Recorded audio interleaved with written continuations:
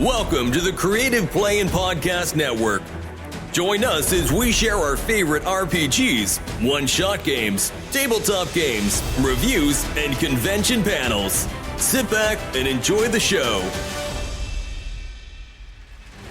Hi, this is Kelly, aka Trixie from Ragnarok and Roll, a Scion to Ragnarok story, and Tilda Wimblewick from D&D Journey of the 5th Edition. First off, I would just like to say thank you to everyone for listening to our varied adventures, as well as for rating us on iTunes and rpgpodcast.com. If you haven't rated us yet, we would greatly appreciate it if you could. And if you're looking for more ways to support our efforts, we are now on Patreon, a great site where you can help us continue making more podcasts, as well as some special surprises for our patrons. If you can, please look us up at www.patreon.com/cppn. Every little bit helps. And again, thank you for listening. I forgot you had wrangled me into it.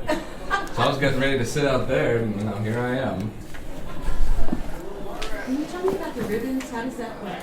Is that only for presenters? No. The ribbons are, lots of people have ribbons. I have ribbons. And how do you get ribbons? A lot of times you can just ask for them. A lot of times people have requirements.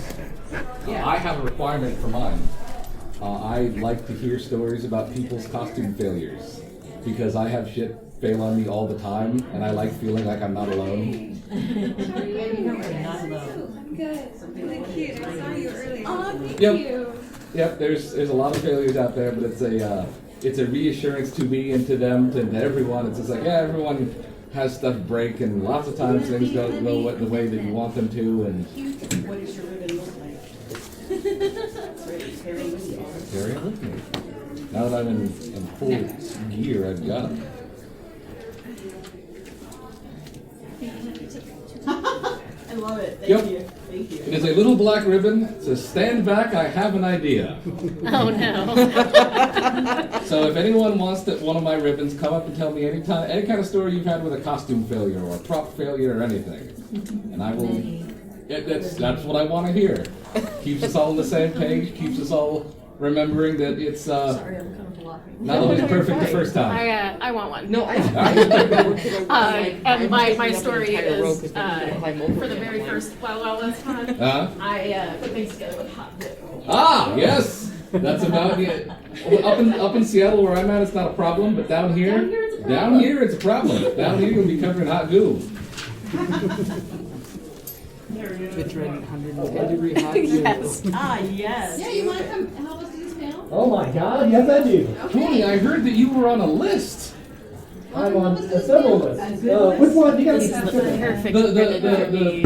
The masked man in a casino list. Oh God. Yeah, they're making whole rules about me now. It's okay, it's fine. Yeah, I was excited to hear that you got the volunteers were telling me about the list you got on. Oh yeah, she was packing a ray gun and they stopped us at the thing and they had the radio in to make sure that prop weapons were cool to go through that one little section of the casino. Yep. And, so they brought out the managers and the other managers, and Dina brought out her manager.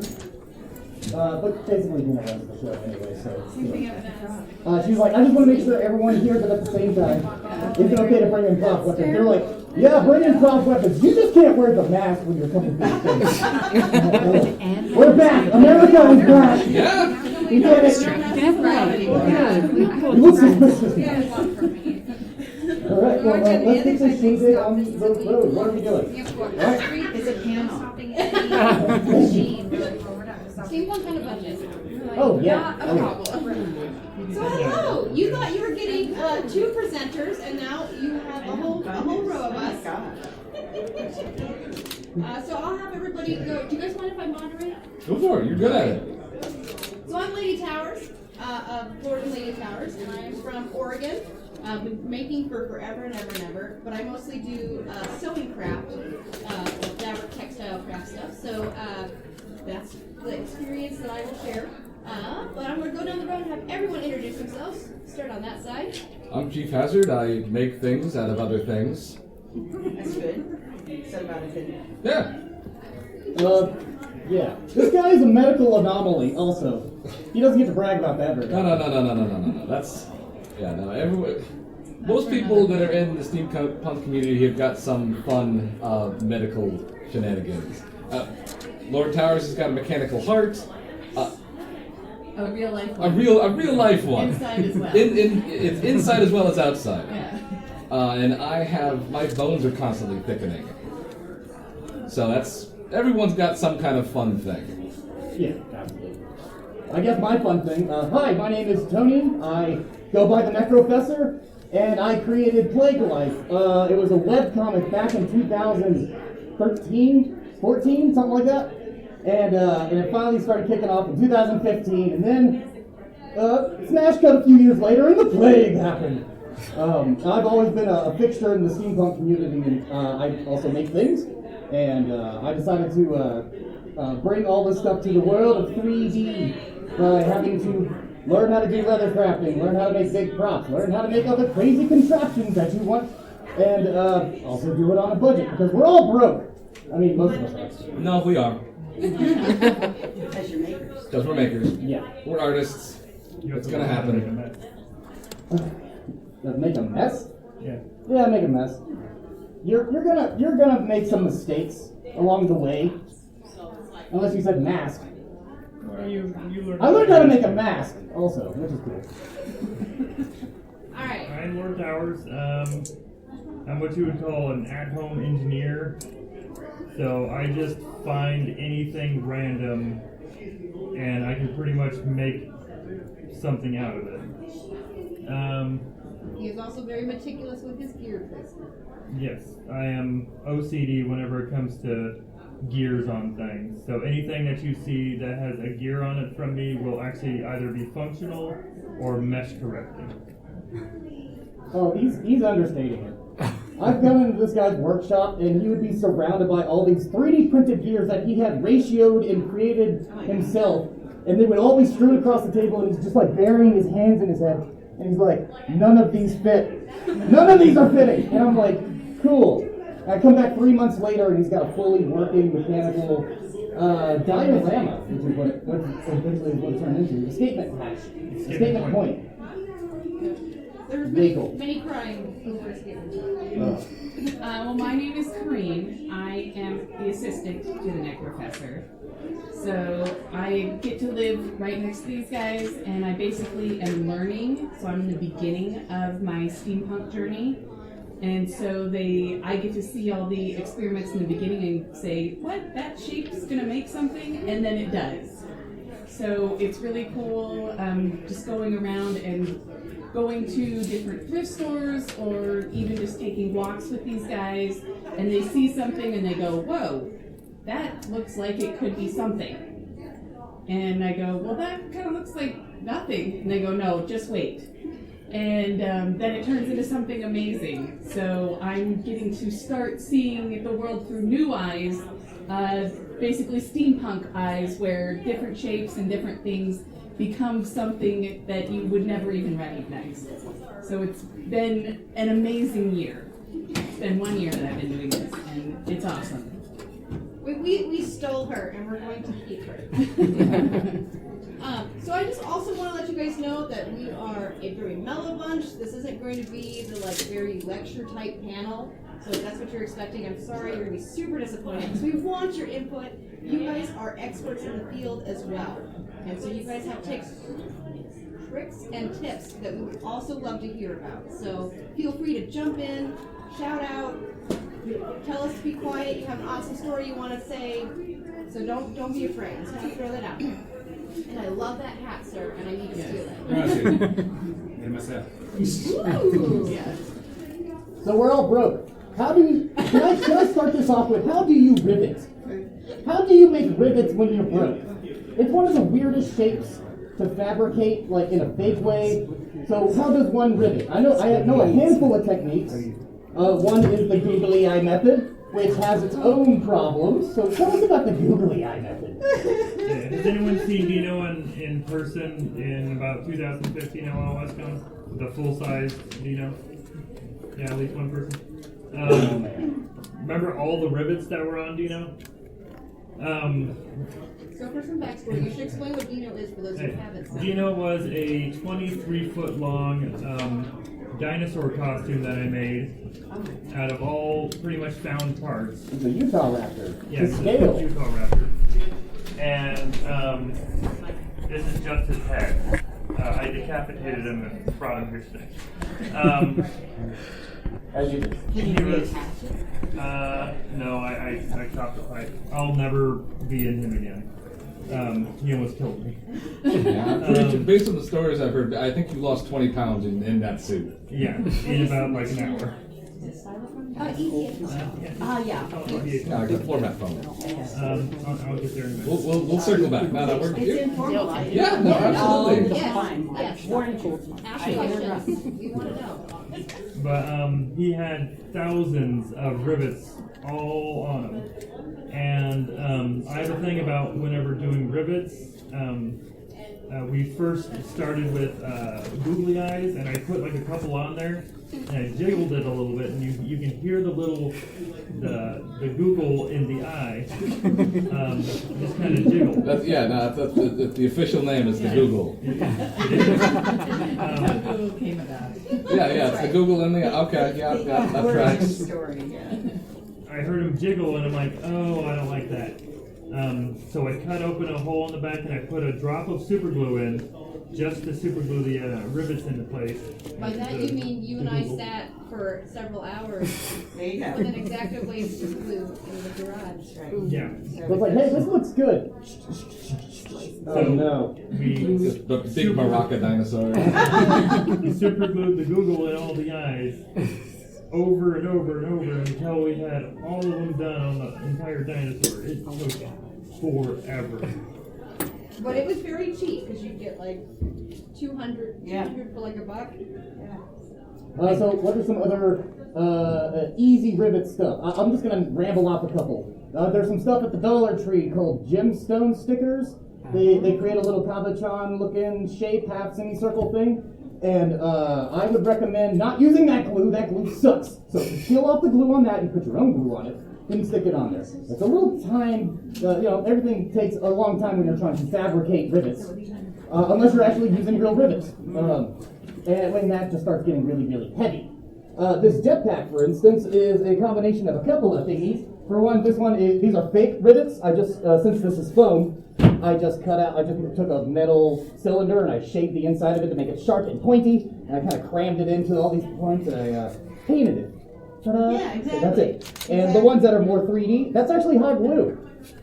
I use super glue, Gorilla Glue, hot glue. Yeah, I don't use the normal hobby glue because it doesn't quite do the thing. So you do that, you got to do the fancy hot glue technique where you spray this little dollop and you're like, whoosh, take it off, because you got that dumb little string that likes to ruin everything. But eventually you become a zen master of making fake rivets. I should work at a pastry place. And so I slapped this with. Oh my gosh, it's got lights. That's a different panel. Oh, these are ripped out of those icicle lights. Oh yeah. Okay. Those icicle Christmas lights, and attached to a 9-volt battery. Not necessarily the safest thing, but it's 9 volts going through a thing that needs 12 volts. It's not supposed to be safe. After Christmas, we got those. All of them have the individual little chips on them, and after Christmas, we got them at like a 80% discount.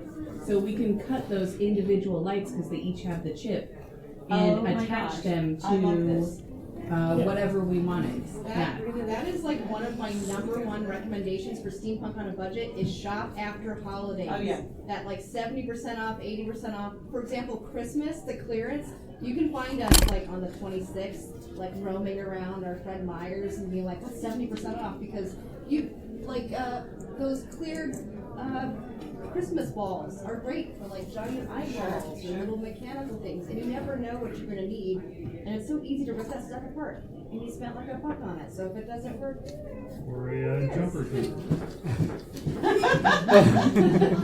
Oh, I see how you did that. You attached a cable, like a bike cable line, and there's the cable that attaches to the other end of the thingy, and you squeeze it. Oh my God, you're so smart! I gotta examine your brain. I gotta scan it one day. I'll scan it. posthumously potentially. Yes. Oh, that's the only way to scan. So, what are other things? Hey, we're all broke, so we gotta find some foam. How does one find the foam? May I jump in? Yeah. Rivets? Yeah.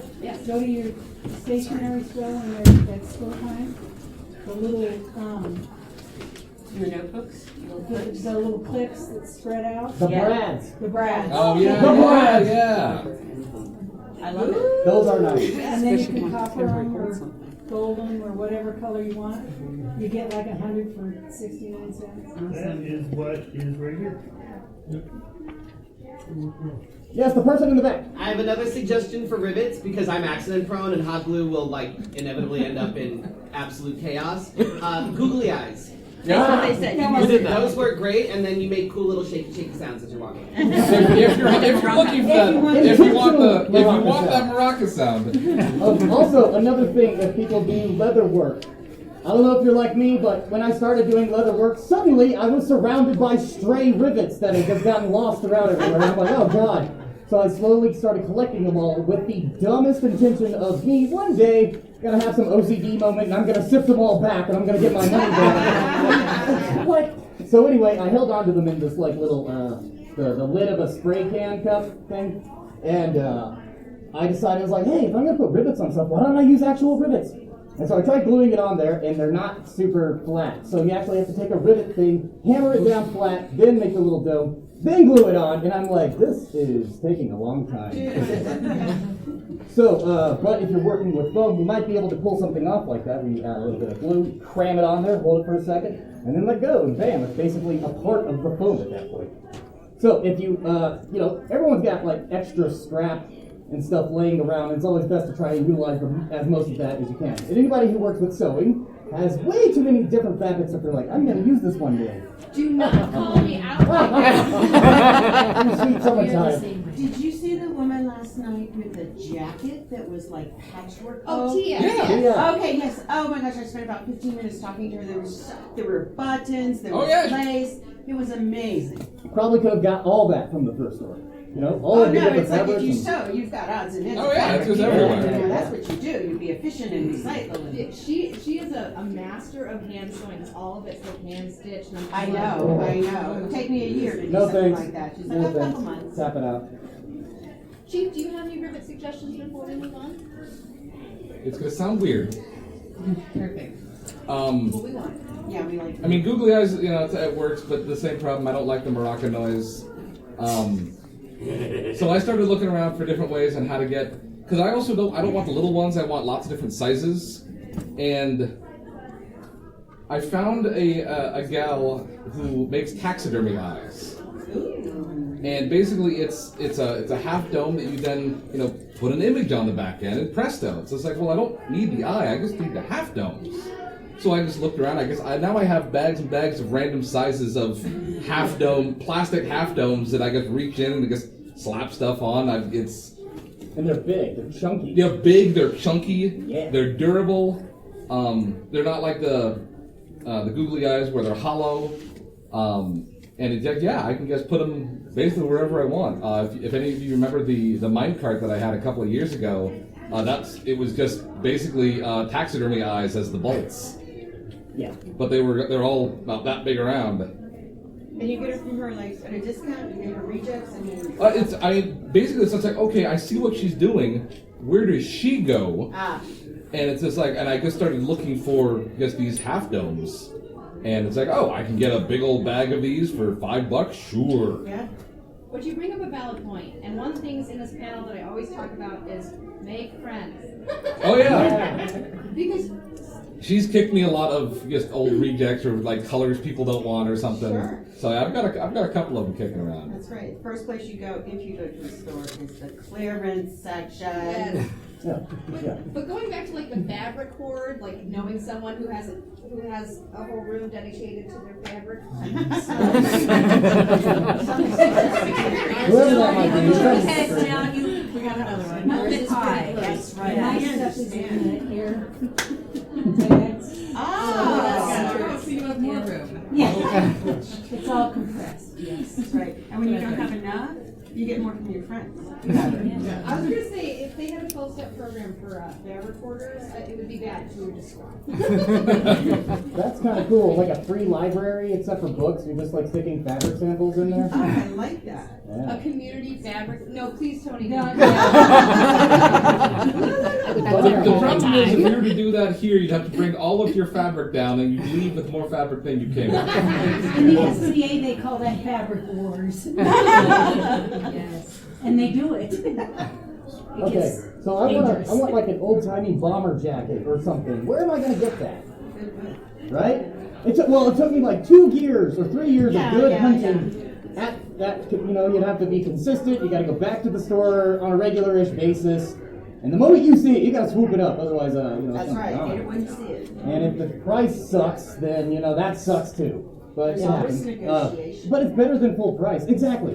And another thing I wanted to kind of point out is that a lot of people that are thrifty also have a lot of hobbies. And if we had a better community of communicating that stuff, being like, hey, I got a bunch of this stuff that I don't use for, woodworking. I decided I was going to get into woodworking. I'm never doing woodworking. Here's a bunch of woodworking stuff. Have you heard of free cycle? I was gonna say, we need a buy nothing group just for. Yeah. Yeah. Well, you also need to know a senior so they can go to frugal and Precisely. Make friends with everyone. Free cycle is an online program where that's exactly what they do. Oh, I have this, I don't want it. Who wants it? You don't pay, and of course, it helps the people who are in your area. Yeah. Yeah. Well, I'm not doing it for free. There's a bargain to be had. There's haggling. Like I need to get something to further my craft. But you're right. Otherwise, I'd be hitting up Craigslist random ads all the time. Be like, yeah, sure. I'll meet you in a dark alleyway to get a old 1910 paper press. Sure. I don't know how you got it out there, but I'll meet you. What? You got a van and there's candy in there? All right, let's keep going. Your assistant is giving me tips, sir. Oh. I don't get tips. Oh my. You guys are getting tips? Tips. Okay, so thrifting on a budget. How do you do? How do you do? How do you do? Josh lives at a thrift store. Pleasure. Yeah, no, I poke around thrift stores pretty frequently. Most of my stuff lately has just been I'll go into thrift stores, I'll find certain Nerf guns, and I'll take them home, sand them down, repaint them, and resell them out to people. Also, when I'm out there, I'm constantly looking for fun shapes. It's actually Saturday at 2:30. I've got a fun with shapes thing.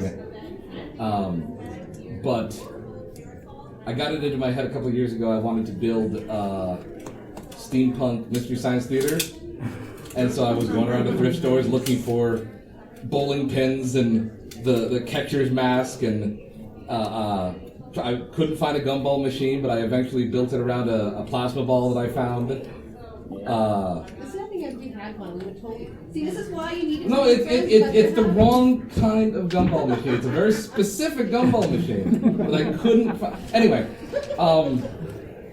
it's knowing a lot of people. We up in Seattle, there used to be the Steamposium convention. It folded in, 7-8 years ago. 2017 was the year that didn't happen. Yeah. Anyway, when that closed down, they had all of this Bogger stuff. They had all this stuff for building stuff with, and I inherited all of that. Oh, wow. And so Where do you live? I live up near Seattle, but because I've just had all these totes, and it's just like I've gone through it since 2017. There's nothing else in here for me. And I saw that this year Wild West Con is also doing a swap meet, and that's awesome. I think it's on Sunday. Yeah, it's on Sunday. It's in the program. They're doing a swap meet where you can just kind of take and trade and whatever.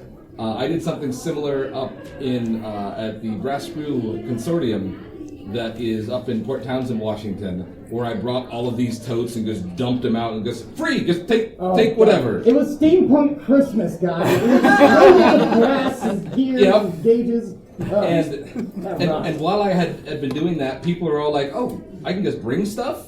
I'm like, I guess, as long as I'm not leaving with more than I came here with. Yeah. So, I mean, yeah, people were bringing stuff, people were taking stuff. I came home and spent the next week taking apart 24 brass lamps. Because there's a lot of neat pieces, but I don't want the whole lamp. So I'm taking it apart, take this piece, that piece. And so now I'm the proud owner of 24 assorted pieces of brass lamps. And I might find a use for them, or I'll just take them up next year, dump them out, and let someone else swap around for them. There's also different places. There's yard sales, garage sales, whatever you call them. Yard sales, estate sales. Yeah. I've been very lucky, and I've gotten a house. Always buy from a hoarder. Nobody puts a bid on it. We were the only bid to put on this house, and I get a house of stuff that I get to go through to see what I want to keep. I'm also friends with people who, are hoarders, or their parents are hoarders, and as time progresses and we need to empty houses or whatever, I have found so many just weird things just cleaning out hoarder houses. That being said, don't be a hoarder. If you have something for a year or two and you haven't found a use for it, give it to someone else immediately. Except for fabric. Except for fabric. No. If you don't follow these instructions, you will be drowning in whatever it is you're hoarding. You've seen our house. I've seen your house. Why I'm saying this? And something that I noticed going to garage sales and estate sales, if you explain kind of what you're doing, you find something really cool, and you go, hey, I'm going to be building this thing with this. I found that people want to give it to you for so much cheaper than what they're like a price tag of $25, and they go, oh my goodness, that sounds amazing. Take it for $5. Oh my God. We want you. They feel the excitement. Yeah. And, I'm building a time machine. Money is an object. Well, no, with that same kind of idea, I've gotten old clarinets, old trombones, and there's fun to be had. Yep, but there's fun to be had in old musical instruments. They're hard to find, but when you can find them, it's a delight. There's a lot of exactly.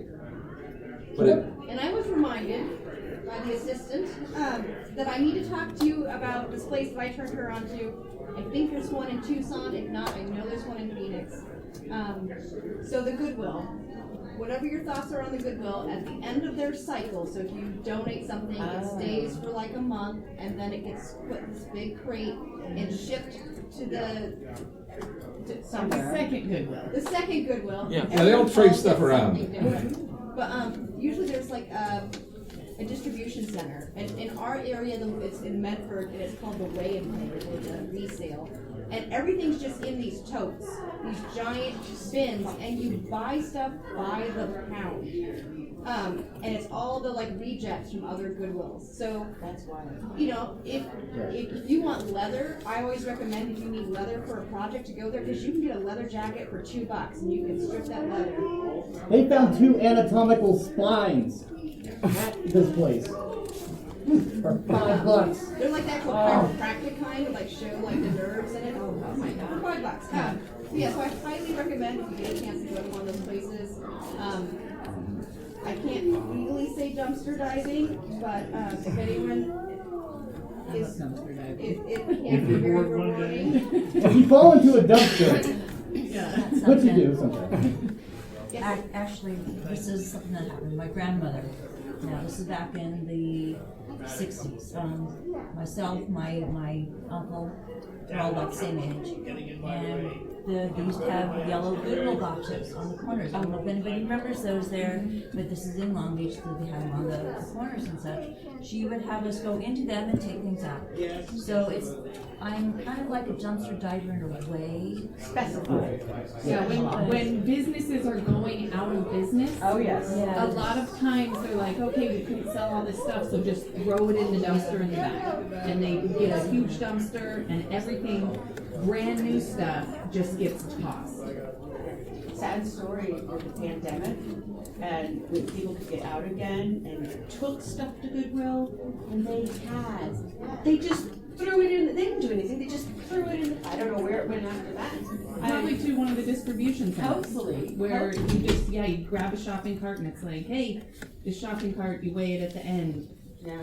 You know, I didn't 20 even bucks. realize it. Full shopping cart, piling shopping cart. Yeah, Stuff that you that's don't one of the need. nice things about Goodwill is that they will kind of rotate around. That's good. I And they'll didn't know pack that. stuff up and send it to other places. In terms of leather or something that looks like leather, I'm sure you guys have done this. My daughter's done this. It's like, I don't need the leather pants because I would never deconstruct a jacket unless I was making a different jacket. But anyway, she just took, $2 leather pants, whatever they were, and she cut out the pieces that she needed for whatever she was sewing. Thank you, because I taught her how to sew, so that I didn't have to make all their costumes. So anyway, but repurposing stuff Oh, all leather. the time. So Don't be afraid to skin a couch. I was gonna say, I always suggest getting a leather couch.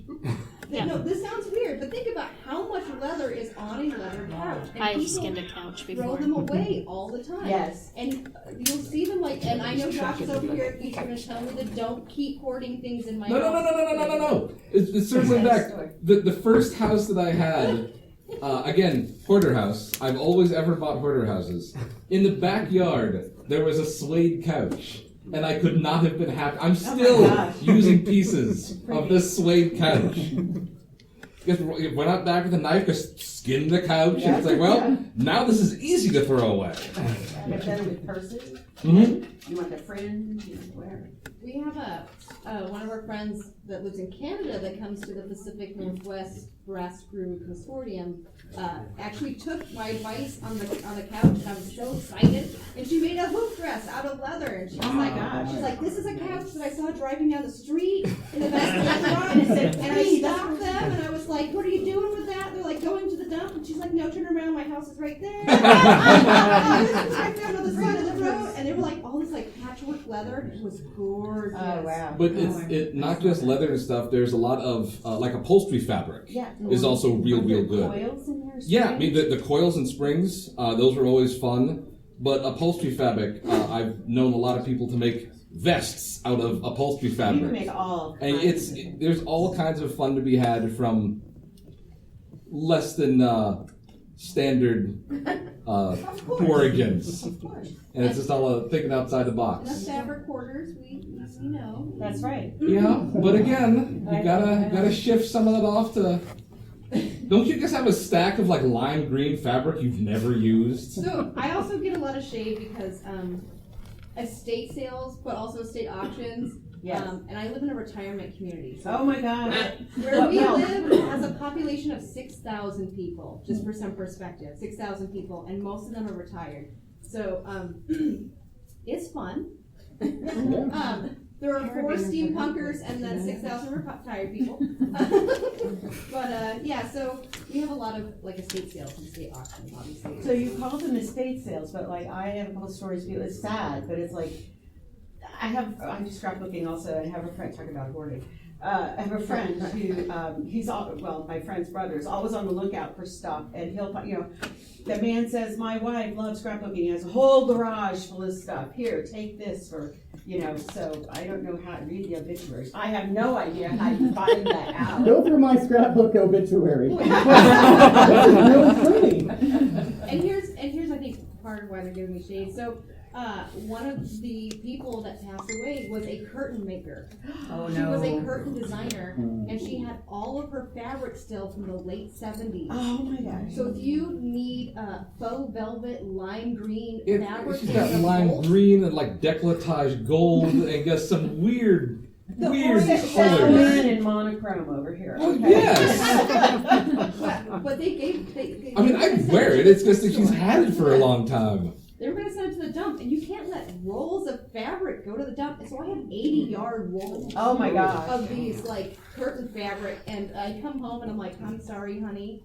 You love me very much, don't you? He's like, yes, why? And I open up the back of the van, and it was so full of fabric that it was way down. Oh my gosh. Spend the next 2 hours unloading the van. And you build a shed in the backyard where you put storage in it. Speaking of My which, Harry Potter You wouldn't believe what I've made from curtains. so what are some things not to do? Things Pay full price. leather, pea leather.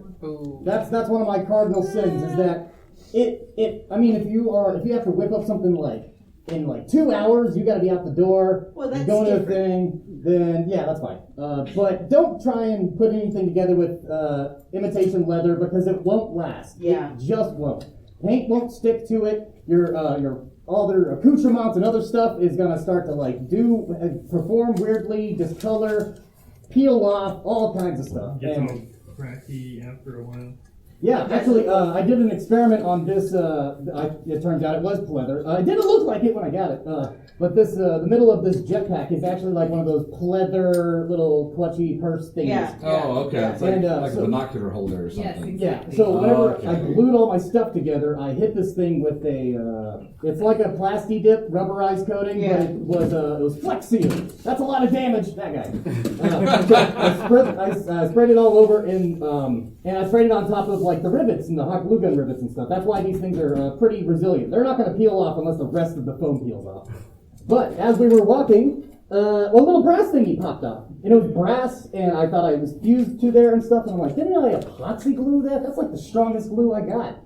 But still, it's pleather. It sucks. Pleather sucks. It just, I'm sorry. So, Don't be sorry. we're going to have to find a glue, and we're going to have to find a gear, and then it'll be fixed. Fantastic. I figured that it's important to point out, everything falls off, breaks, everything's an iterative process. He already has one of your videos. Yeah. And, But see, yeah. I wouldn't have, I'm sitting right here, and I would never have noticed that until you pointed it out. Well, that's And it's where like, artists. It's that's part of the just- design, yeah. right? That's just how it is, Yeah. And that's why there's this whole like debate because like one of the things that we talk about a lot, and you feel free to jump in if you'd like, is that we collect things for shapes. Like like that little dome thing you got. I don't even remember what it was. What was it? That we used for chip and dip the other day. What was it? Christmas time we have a Fred Meyer in our town. They had these, like kind of for kids. They just filled with a bunch of candy, and there was a clear dome on top, and then a kind of like a greenish colored. It was like one of those like giant like Easter egg things, but a ball. Yeah. A complete like sphere. We ate all the candy and all that kind of stuff. As you do. And then it's just clear on top, green on bottom, and I'm gonna take this thing and turn it into some kind of time machine looking thing. So I'm gonna have like lights and stuff in there, and it was just a really cool like you don't think about like the shapes of things too often. You walk Easter through a eggs. store and you're like, Sorry. you can have shapes for like rocket engines. You can have These are actually made out of foam, but this little oil tank or whatever, this is actually one of those slime containers. You get the kids' slime in it. I'm a big slime collector. I got all the colors. These are all like CPAP tubing. This is one of those thermometer thingies where you get 3 of them in the wood little plaque, and it's like one. Oh, the thermometer thing. Yeah. I just popped the lid off and kind of gussied it up a little bit, put some crud on it. These are bunches of caps and twisty knobs. This is an old steampunk goggle that I crammed into it, and so it's got a little bit of extra steampunk. Busted, used CO2 container. All of this stuff was just stuff sitting in a bin underneath the workstation. And I'm like, I need to make a jetpack now. These are shapes. Okay, let's work with them. Glue them all together as best as you can. I recommend Gorilla Glue 5-minute epoxy for most stuff. You can reinforce it with some, I don't know, what do you recommend? Some E6000 is okay in certain situations where you need to have a little flex. But don't count on it too heavily if you are planning on bumping it into stuff more often, because that rubbery thing will just kind of pop off. There's something that I've fallen in love with that's epoxy putty. It comes in a tube about that long. It's black outside, white in the middle. You break off a piece. It's like Play-Doh or silly putty. You mold it together until it's gray, and then you got about 10 minutes before it's solid as a rock. Oh, it is like a rock. Epoxy putty. Epoxy putty. Where do you get it? Hardware store. You're You can get it on probably Amazon. I prefer to get using the stuff that's steel reinforced, but it's plumbers will use it to just stop leaks. It has 101 uses. It's completely sandable. A lot of my stuff, it's like I'll build a thing. I'm like, all right, there's all these gaps and holes, and epoxy putty. I'll sand it. Yeah, presto. Yeah. But I really want to kind of go back to what you were talking about, Tony, about not letting things go to waste. And you were going to talk about the Swiffers, weren't you? Kind of.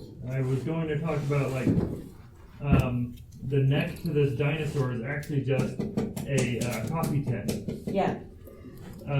But here we had like 3 Swiffers, and I needed the neck to the dinosaur to be able to move. Hold it up so people in the back can And Swiffers have U-joints on them. And the Swiffers are fairly cheap. I think you can get like a Swiffer for $10. yeah, like $10. Oh, okay. So like a ball joint thingy. Yeah, Yeah. a U-joint. A U-joint. So I stuck 3 Swiffers on here. I think I 5-minute epoxy these on here or something. They're on there good. They're not going a while ago. And I had these attached to PVC pipes, so I took the Swiffers and just shoved them inside the PVC pipe. And they're made out of aluminum, so you could just drill holes straight through them and just put a bolt on them. And I extended them to 6 feet. That sounds about right. And then, because they ran inside the dinosaur, because I was inside the abdomen of the dinosaur, so I had to have the controls in here. And all of those controls had to be exaggerated, so it had to be like 1-to-1. So you pull down, it goes up, push forward, goes forward, left and right. In retrospect, I should have put a 4th one on here, but I didn't quite think about that too much. Yeah, but Swiffers, for example, you would never think about it, right? If you were going to throw away a Swiffer. That's right. Before you throw anything away, think of repurposing it. Exactly. That's my real budget tip. And then Josh is going to look at me about No. You can absolutely do that, but if you have it for, set yourself a time. A year, 2 years, fine, I great. have to mark everything. I don't remember. And that's fine. Well, it's like what I do is I ask myself, am I going to use this in the next 3 months for something? Is there a project that I'm working on, or is there something that I will need this for? If it's just on the hopes and dreams that I might use it in one fanciful day, yeah, that usually happens sometimes. And you'll be kicking yourself the day you get rid of the thing you need, and then you're like, well, hell. Always. But at the end of the day, it's like, you find another solution. It's not the end of the world. You'll find another bomber jacket thing you're looking for. But the real concept, that's my metric for stuff, and I'm down to 3 bins of crap now, as opposed to like 20. Yay! Yeah. Thank you. But I mean, use that rule as your own discretion. Make up your own rule set. That's right. I ain't your boss. You just do your own. I know. Make your own rules at your own discretion, but stick to them. Yeah. It's if you, like I said, he does a couple of months, I'll do mine for a couple of years. It's like if I still have this, if I've been looking at this thing for 3 years and I still haven't done anything with it, it's gotta go. It's taking up room. You re-gift it to somebody. Right. If I move house and I have to pack it. Yeah, that's the thing. It's like I've moved twice and I've had to move all this stuff, and it's like, oh. If the sea takes back the land for itself, then you might have to. Also in here, I needed a spring-loaded action for his jaw, and I'm just running a bungee cord all the way to the front of his tongue because I'm pulling all of this force from here forward back into the back. So if you can actually see the bungee cord just hanging out back here, and then just to give it a little bit more pull, I have these 2. What would they be called? You see them on like you go to the hospital. The retractable baggy thingy. Yeah. And I have a couple of those just kind of in here. When people have got like the bags and they can. Oh, bags. They got bags. That way they can scan it to get into the door or whatever. They don't wear bags on their head. No, not usually. That's a weird nose. All right, so other cardinal rules, the things not to do. So I was actually, I'm doing a time check. Oh, how are we doing? Bad? We have, because of the new rules with the panels, they want us to be done by the 50 mark. Oh. We'll have time. Okay. So that means we only have a couple minutes. So Okay. I was going to say, we've been talking about lots of budget stuff, but what's the one thing people should not skimp on? What's the one thing people should feel they can actually spend the money on? Tools! Your tools! Oh, absolutely. Don't get crappy tools. You will hate yourself in that little crappy chisel you got at the garage sale flies off into your brain because you're like, I saved the buck. I mean, yeah, I had a chip on it when it started, but I thought I sanded that out real good. I'm being very oddly specific with this little story. It did not happen. I made it up, I swear. But yeah, That's why you wear the mask. you have to spend. Yeah. You don't want to know what's under here. I'm sure it's fantastic under here. What about you, Chief? What do you think? What's the one thing that people should not skimp on? Tools is a good one. That being said, there's nothing better to scrap from than a broken power tool. Yeah. Just don't make it a tool again. Yeah. That's like once it's broken, keep it broken. Don't try to repair that.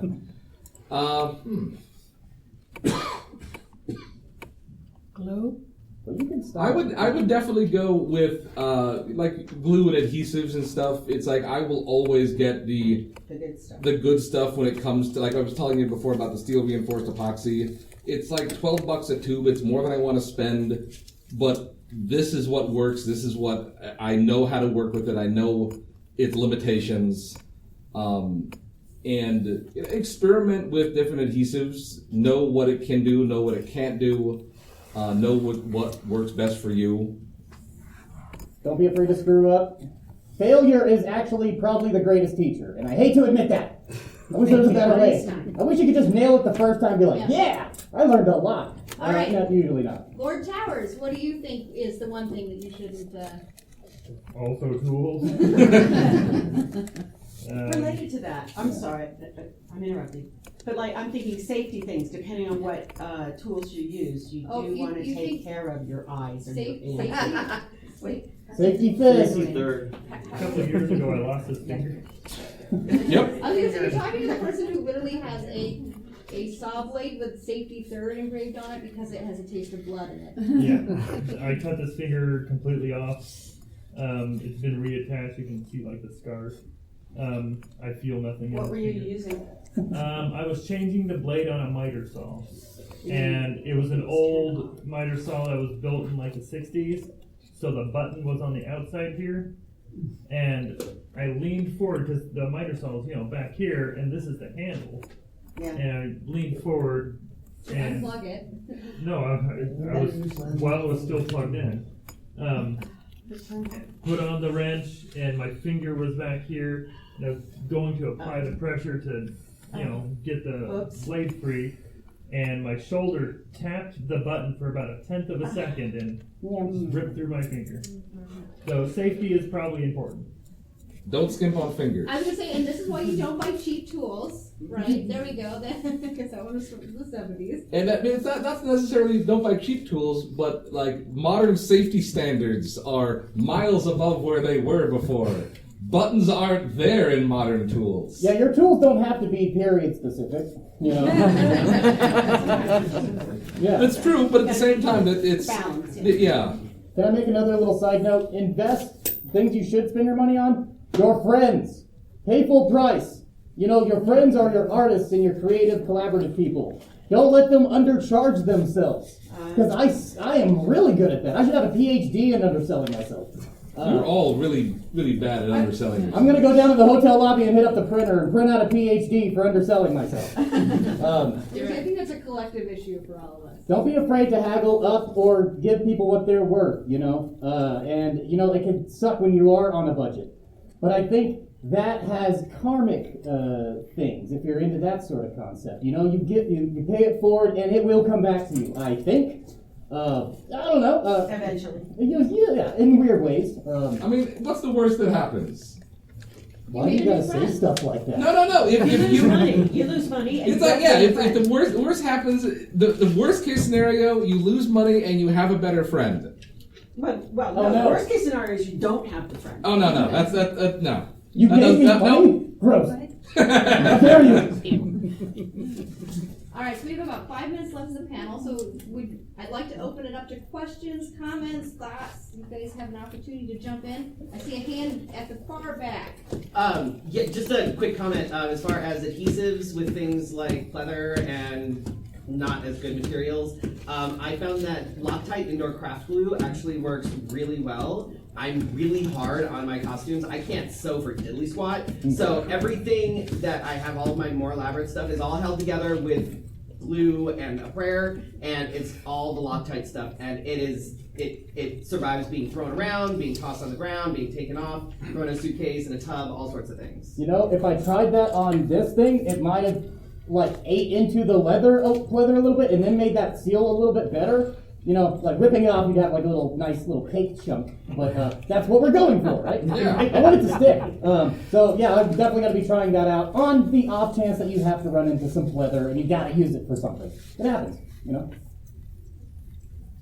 If you like to use fancy inductors and transformers, anything with power supply, tear it apart. Tear it apart. No computer leaves my place without getting torn apart. There's all kinds of inductors in there. Yeah, cheapo Christmas lights. Don't be afraid to scavenge those like little string lights and use them for everything. Nice. Chop them up, mix them into stuff. Not everybody needs to know how to program Arduino chips and make button relays and all that crap happen. That's his job. I think that it's important to just start with what you got, and don't be afraid to do some trial. Buy a couple of them. Just to make sure that if one breaks, be like, well, I'm Edisoning my way to the top. You know how many crappy light bulbs he made before he figured it out? I mean, they're not crappy. They're fine. All you Edison heads out there, sorry. Thank you. She needs to say something. It sounds like you're not from this area, so let me tell you about two really good places where you can find things. One is the White Elephant, a thrift store in Green Valley, a retirement community. It's amazing. Oh, there you go. That's And the other is the Mercado Flea, which is the second Sunday of every month, meaning this Sunday. And it's, I don't remember the street. I know how to find it, but you can Google it. It's in Tucson? In Tucson, South Tucson. Yeah, we didn't even bring up flea markets. Yeah, sort of. I'm sorry. Does anybody else want to Other say anything? questions? I saw a dominated. couple hands in the back that went down. Nope, okay. Yes. So this is something I've been thinking, and I'm sure you guys do this. I mean, we're talking about take this and make something else and use what you have. But you know, sometimes you have regular things in your closet that you want to use as what they were originally intended for. And that's really useful to talk about a budget. You know, oh, I haven't worn this in forever. I'm going to use it for something else. I mean, you don't always have to go out looking. You can use what's in your house. Absolutely. I've often wondered that maybe a fun YouTube series would be how to steampunkify your closet, like taking your essentials that you already have, like not this one, but my first original ruffle shirt was just like one of those 70s ruffle shirts that I got at a thrift store, and I liked it for work. But then I would just throw a vest over it and ta-da, it's steampunky. Some of us have old things like that in our closet. Don't have to go to a thrift store, that's what I'm saying. Necessity is the mother of invention. If you don't got it on hand, sometimes you just got to use whatever's on hand. That's right. That sounded better in my head. You get it. Yes. We all know what you mean. Yay! Everything sounds better in your head. It does. I see a hand, yes. Where can we follow you guys online to watch your cosplay adventures? Oh my God. I have a card. You can leave some cards up here. Yeah, cards, guys. You guys got business cards. If you don't, just write stuff down or whatever. Be like, take a picture of my arm. I'm gonna write it down.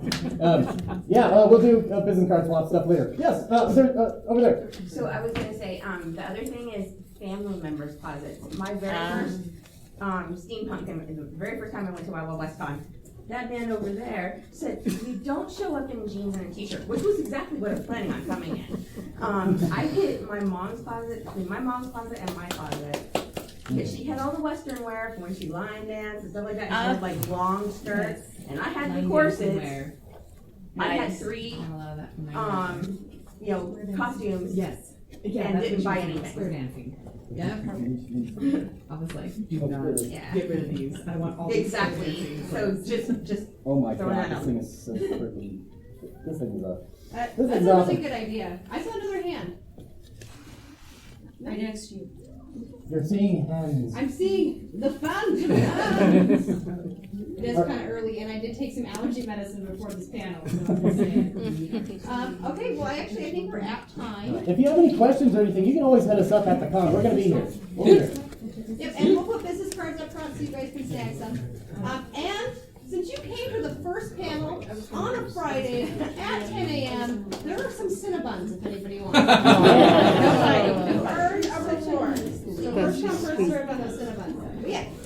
Thank you guys for coming. Thank you. This was fun.